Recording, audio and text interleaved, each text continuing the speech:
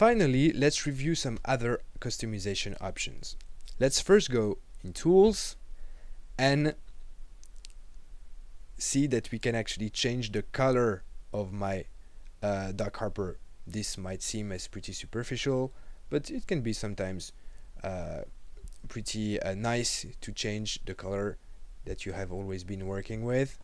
There are a few colors amongst which it's easy to pick the one you prefer. If you want to get back to the color you are most used to, just pick automatic and we are back to normal. That's a first customization. More importantly, let's go and give a look at options. Options is a form that allows you basically three things.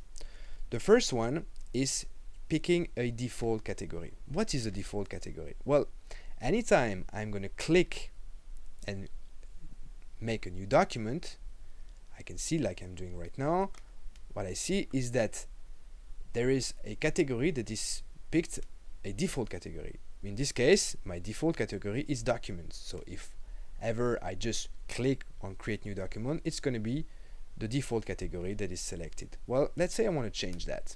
So what I do is I go on options like I just did, and I click on the down arrow here. I've, for example, decide that all the next documents that I want to create, they are going to be classified under the category investment. I click on the apply button, and right now I click here, and what I see is that the default category for my document has become investment. Okay, so that's the first customization, pretty straightforward, that we can do. Now if I don't like that, I can easily go back to options, to the top of the list, and choose the first one I'm used to, documents, and then apply. Now there is a second customization that is accessible through the options form. It's called automatic annex browsing. So here's what that customization does. Certain files that you integrate into Doc Harper can be very heavy. As you know, one of the most interesting features of Doc Harper is that it allows an automatic preview of those files. But of course, if the file is, for example, 200 megabytes or even heavier than that, it can very seriously hinder your experience of Doc Harper by slowing the process of scanning through the different documents. So what we did here is we offered you the possibility of deciding the size of the files that you want to be open automatically. And you just choose open only if file size is smaller than, and then depending of the quality of your computer, and you just pick a number of megabytes. For example, a good parameter would be, I don't know, 20 megabytes, because files under 20 megabytes open pretty easily.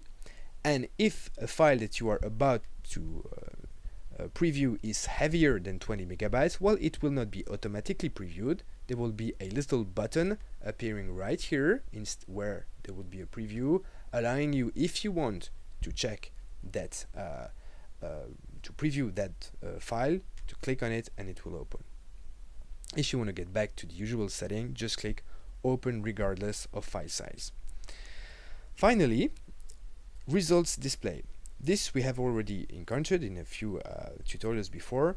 This is the possibility to change the maximum number of results that are being displayed right here in the grid. Now you may ask, why shouldn't we leave it always to 5,000, to the maximum number possible? Well, the reason for it is that this might actually slow down the process for other users, because if you are always browsing through 5,000 possible results, well, the time of computing for the server is higher, and so other users can experience some slowing down process, and this might not be the nicest thing. So every time you launch Doc Harper, this setting is whatever was the value before, it's being set back to 500, and if you want to change it, just type in any number between 10 and 5,000. That's it. A few customization possibilities proposed by Doc Harper.